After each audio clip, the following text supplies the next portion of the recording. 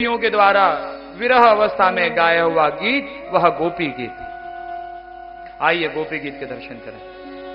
जयति तेधिकं जन्मना ब्रज श्रयत इंदिरा शश्वतत्रिहि दयित दृश्यतां दिक्षुतावका त्वयि धृता तव स्वां विचिन्वते रो रहे हैं हम तेरी याद में आ जाओ प्रभु। प्रभु को पुकारने लगी, हे प्रभु दर्शन दो।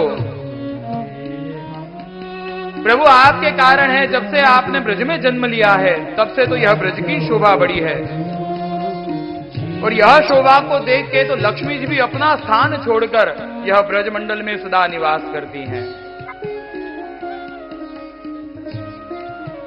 हे प्रभु, हे प्रियतम, आपके चरणारविंद में हम अपने प्राण समर्पित करती हैं। हमें क्षमा करो प्रभु, दर्शन दो। जयति तेधिकं जन्मना ब्रज श्रयत इंदिरा शश्वतत्रिहि। आचार्य चरण बताते हैं कि ब्रज शब्द, ब्रज क्या है कि ब्रजति भगवतः सम्पि स ब्रजः ते जन्मना ब्रजः अधिकम जयति। श्री आचार्य चरण बताते हैं कि भगवान के पास ले जाने में हमें जो सहायक होता है, वैसा यह शरीर वह भी तो ब्रज के रूप ही है, यह शरीर भी तो ब्रज है। तो यह शरीर की शोभा किससे है? प्रभु आपकी सेवा से है, आपके दर्शन से है। यह इंद्रियों की शोभा आपसे है। यह शरीर की शोभा वस्त्राभूषण से नहीं, लेकिन आपकी भक्ति में यह शरीर की शोभा है।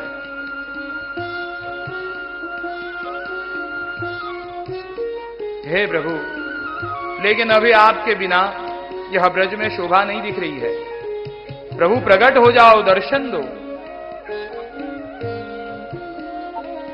जब से भगवान ब्रज में पधारे, भगवान ने ब्रज में जन्म लिया, तब से ब्रज की शोभा बढ़ी। इसीलिए तो हमारे भगवदीय ब्रज के गुणगान गाते ही रहते हैं। ब्रजरज की जो जितनी महिमा कही जाए इतनी कम है।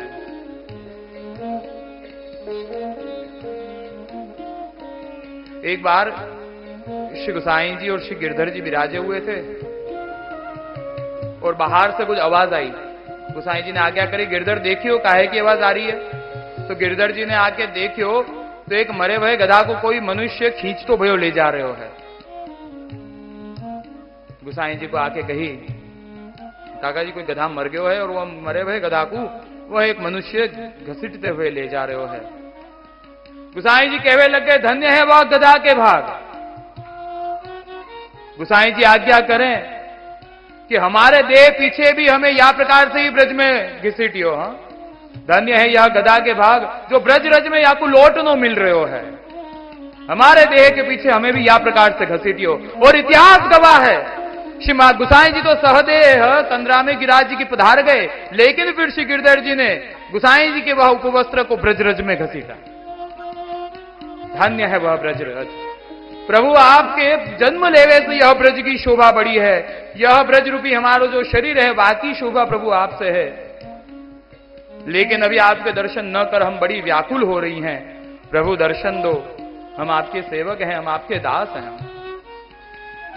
शरद उदास ये साधु जात सर सरसी जोदर श्री मृषादुषा सुरत नाथ ते शुल्क दासिका वरद निघ्न तो नेह किं वद।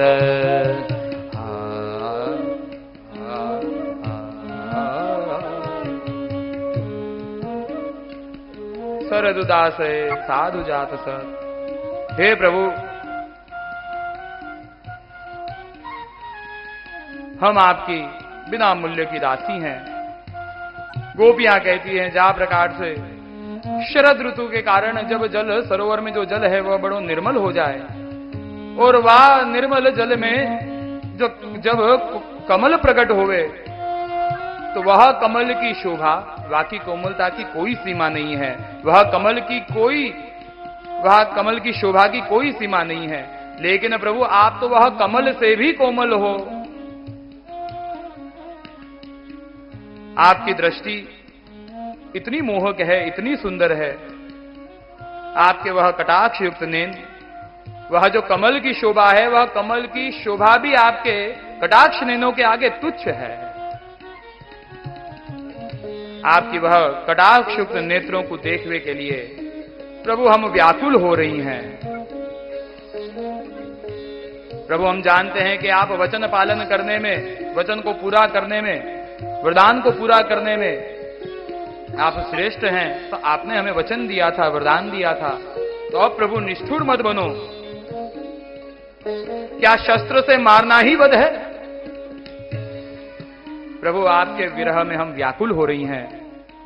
जल्द ही दर्शन दो, आपकी वह दृष्टि के दर्शन करने हैं। श्री गुसाई जी महाराज श्रृंगार रस मंडन में आज्ञा करें कि प्रभु की दृष्टि, श्री ठाकुर जी की दृष्टि तीन चीजों को हरण करती है, तीन चीजों का हरण करती है, विवेक, धैर्य और लाज। श्री आचार्य चरण आज्ञा करें कि प्रभु की दृष्टि में तीन प्रकार के अमृत रहे हुए हैं। एक तो कोटि चांचल्य अमृत, दूसरो आरुण्य अमृत और तीसरो मंद हास्य अमृत। प्रभु के वह कटाक्ष युक्त नैनों के दर्शन कर, यही लिए तो भगवदीय गाते हैं, मोहन नैना आपके नौका के आकार, जो इनमें बस गए सो हो गए भवते पार। हे प्रभु आपकी वह नौका रूप नैना को देखने के लिए, कटाक्ष युक्त नेत्रों को देखने के लिए हम व्याकुल हो रही हैं। प्रभु प्रकट हो जाओ, दर्शन दो। विष जलाप्यया व्याल राक्षसा वर्ष मारुता वैद्युतानला वृषमयात्मजा विश्वतो भया ऋषभते वयम् रक्षिता मुहुः। रो रहे हैं हम तेरी याद में, आ जाओ प्रभु जी न पाए हम। हे पुरुष शिरोमणि, आपने कई जगह पर हमारी रक्षा करी, कई जगह आपने हमारे दुखों को दूर किया। यमुना जी के अंदर जो विषैला जल था, वह विष से आपने हमें बचाया। अघासुर आदि इंद्र की वर्षा से, आंधी तूफान से, दावानल से, व्योमासुर आदि कई असुरों से प्रभु आपने हमारे प्राणों की रक्षा की है। आपने हमारे दुखों को दूर किया है, सभी भयों से आपने हमारी रक्षा करी। लेकिन हम सब आज गोपियां आपके दर्शन के बिना हम महादुखी हो रही हैं।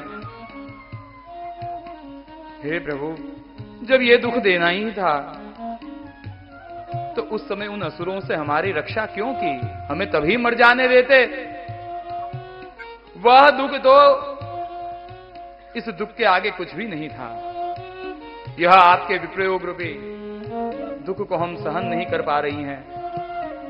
प्रभु दर्शन दें, जल्द ही प्रकट हो जाएं। ब्रज जनार्ति हन वीर योषिता निज जनस्मय ध्वंसन स्मित भज सखे भव किंकरी स्मनो जलरुहाननम चारु दर्शन। रो रहे हैं हम तेरी याद में, आ जाओ प्रभु। हे परम पुरुष, हे ब्रजवासियों को दुख दूर करने वाले, हे वीर शिरोमणि, हे श्याम सुंदर, आपके मुखारविंद की वह मंद मंद जो हास्य की रेखाएं हैं, वह हास्य की रेखा ही भक्तों के अभिमान को दूर करने वाली है।